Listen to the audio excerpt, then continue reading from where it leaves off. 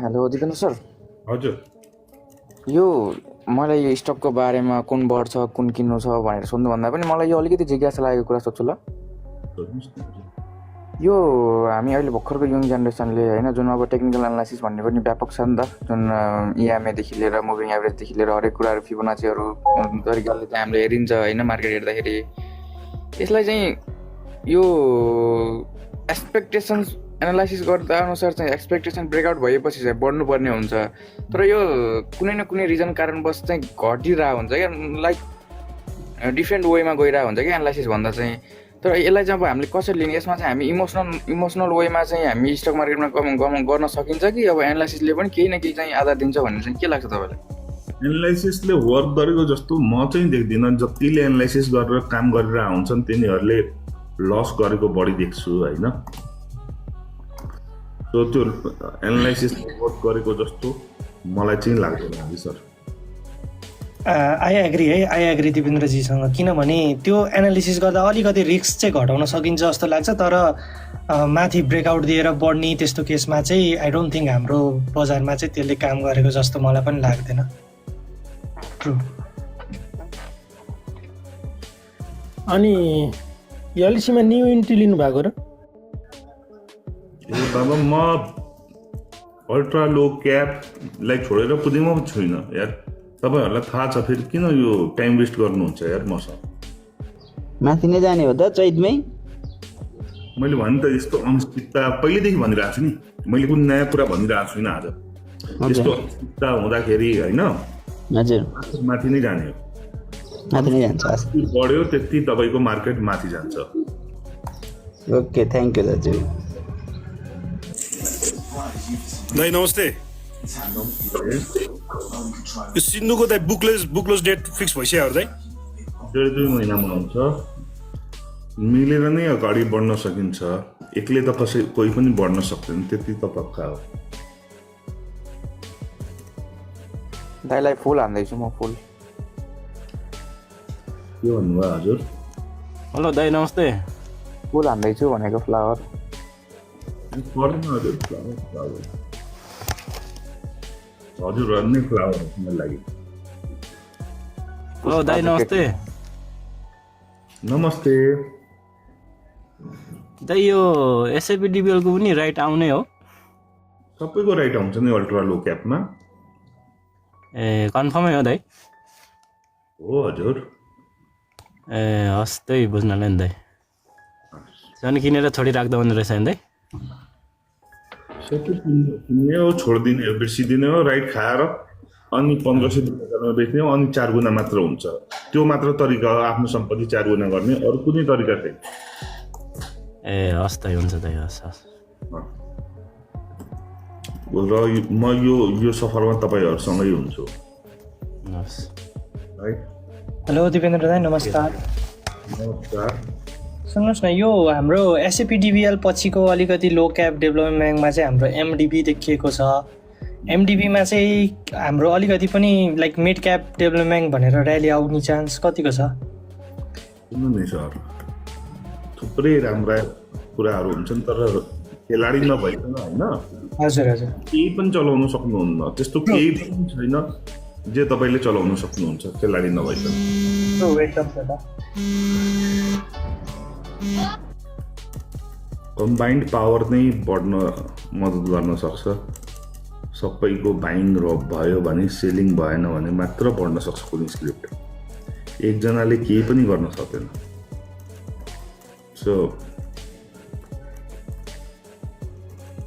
नमस्कार।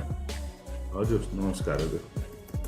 अब यो 15 मिनटको नियम आएदेखि लो क्यापहरूलाई जस्तो निकै असर गरेको हो कि के हो सर? जस्तो अहिले पछिल्लो समय जस्तो 2900 पुगेपछि हाई क्यापमा जो एचआरएल र एनआरआइसी सिएचडिसीहरू त्यति घटेन र भने अहिले अब 2600 2700 नेप्सी 2700लाई छोएको छ तपाईँको। तिनीहरू चाहिँ सबैभन्दा बढिरहेछ। अस्ति 2900 पुगेको छेउछेउमा पुगिसकेछ भनेपछि लो क्याप त अहिले बढेकै छैन। कुनै लो क्यापले के अरे सर्किट हानेको पनि दिएको छैनौँ। 2900देखि जब झरो यो 15 मिनटको नियम आएदेखि त लो क्याप चाहिँ एउटा पनि त्यस्तो दिएको छैन। हाइड्रोमा पनि दिएको छैन, डेभलपमेन्ट ब्याङ्कमा पनि दिएको छैन, अरू पनि लो क्यापमा त्यस्तो दिएको छैन। मलाई त्यस्तो लागेको हो कि सर?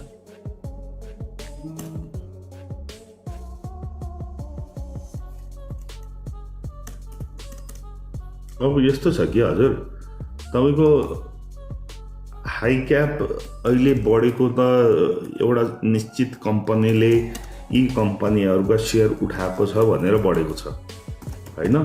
तपाईँको लो क्याप चाहिँ जहिले पनि बढ्ने नै हो, तर लो क्याप चाहिँ बजार घटेको बेला पनि बढ्ने गर्छ कि तपाईँको मात्र बजार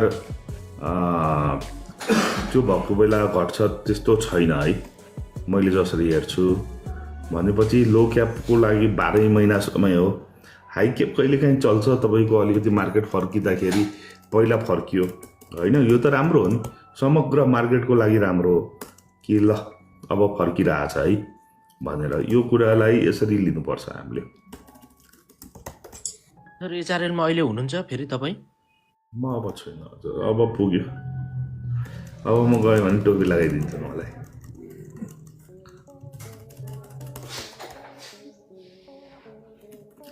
सेन्चुरी हान्न लागिसक्यो है डेभलपमेन्ट ब्याङ्क, बढ्दैन भन्दै हुन्थ्यो।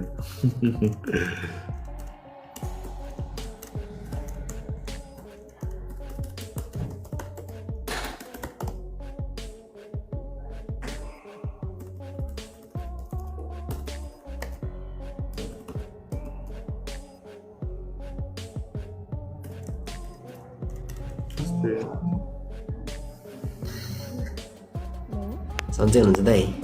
हुन्छ है।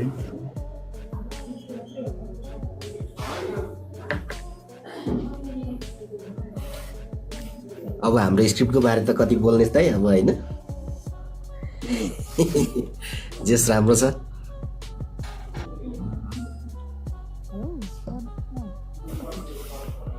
जोरले बोल्नुहोस् हजुर, जोरले बोल्नुहोस्। सर नमस्कार। नमस्कार हजुर। यो सप्तकोशीको के हुन्छ सर? राइट सर कहिले इस्यु हुनेवाला छ? यिनीहरूको त इजिएम भएपछि आउँछ हजुर, अहिले तुरन्तै त्यसरी तपाईँहरू नआत्तिहाल्नुहोस् भाइ। दाइ अब सिन्धुले अप ट्रेन्ड लिएकै हो? लिएकै हो नि हजुर, सबै साथीहरूले किन्दैछन्। अब योभन्दा लो त आउँदैन होला पर्खिँदाखेरि?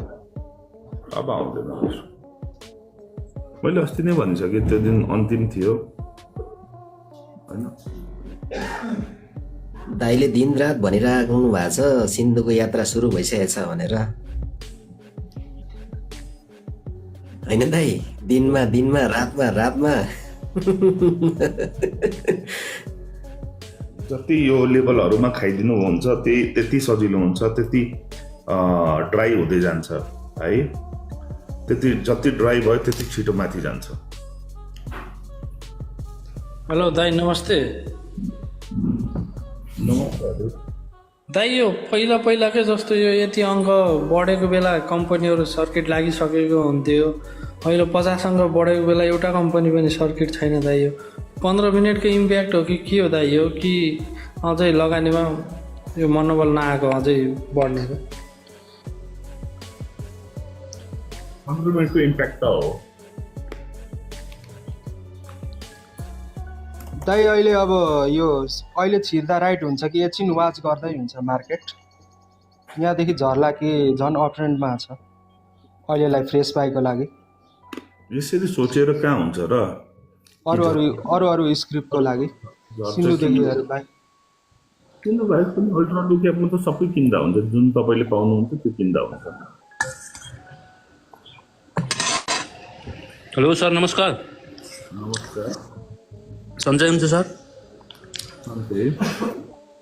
सर यो सप्तकोशी अलि माथिको बाई भयो, आज मार्केट पनि मस्त बढ्या छ, अलि सप्तकोशीमा र्याली अलि त्यसमा पाइएन थियो आज। केही फरक पर्दैन, तपाईँले राइट खाना दिनु भएको छ नि, हुनाले आत्तिनु पर्ने छैन, मजाले होल्ड गर्दा हुन्छ नि सर। हस् त धन्यवाद। दाइ यो जोशीको बारेमा भनिदिनु त एकचोटि के छ? जस्तो 5 महिना लाग्छ हजुर म आउनु। 5-6 महिना लाग्छ है? सिन्धु चाहिँ किन्दा हुन्छ होला नि है? मजा आज जोशीले त एक्जिट पनि दिएको छ। जोशीबाट बढेको छ नि 27-28 रुपियाँ। सर्किट लेभलमा पनि पुग्नु लागिरहेको रहेछ। सर्किटै लाग्यो भनिदिनु भयो जोशीले त।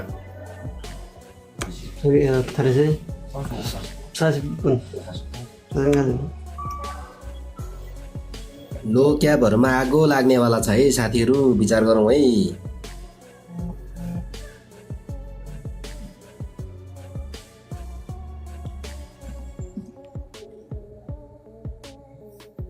अबको पालो अब सिन्धुको जस्तै लाग्छ मेरो विचारमा होइन। अब सर यो 15 मिनटको नियमले लो क्याबहरूलाई पछिल्लो समय एकदम के असर गरेको हो सर? के होइन, असर त गरेकै हो, पुरै मार्केटलाई गरेको हो होइन।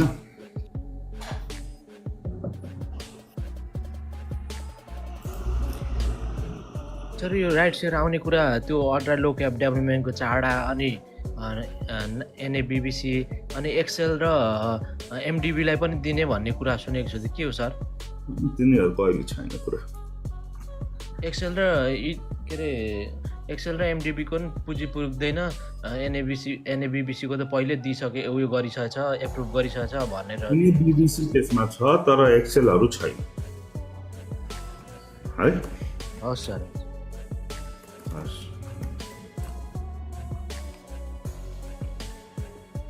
जोशीले त सर्किट हान्थ्यो त दाइ।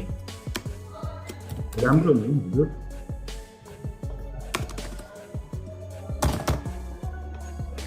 बधाई।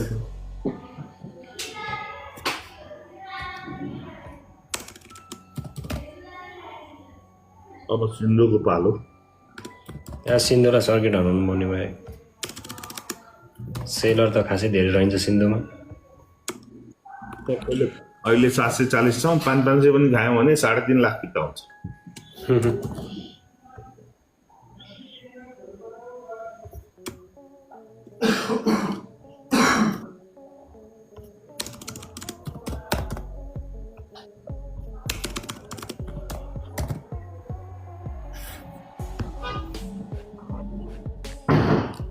जोशी आज सेल गरेर एक्जिट गरेर लो क्याबमा आउने एकदम चान्स दिइरहेछ है लो क्याब डेभलपमेन्ट ब्याङ्कहरूले। सर एसक्यूएल हेर्नु न दाइ। अनि यो सिन्धुको राइट सेयर चाहिँ कहिले आउँछ? 1.5-2 महिना लागिहाल्छ। त्यसपछि भर्ने हो? भर्ने हो। ए भन्छु ल, म त थाहा नै छैन रहेछ।